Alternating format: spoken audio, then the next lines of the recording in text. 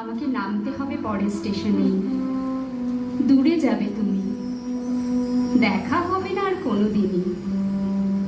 তাই যে প্রশ্নটার জবাব এত কাল থেমে আছে, শুনবো তোমার মুখে। সত্যি করে বলবে তো? আমি বললাম, বলবো। বাইরের আকাশের দিকে তাকিয়ে এই শুধু হলো, আমাদের গেছে যে দিন একেবারেই কি গেছে? কিছুই কি নেই বাকি?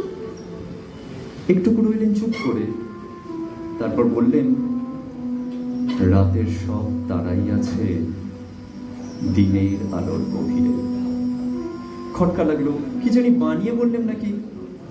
ও বললে, থাক, এখন যাও ওদিকে।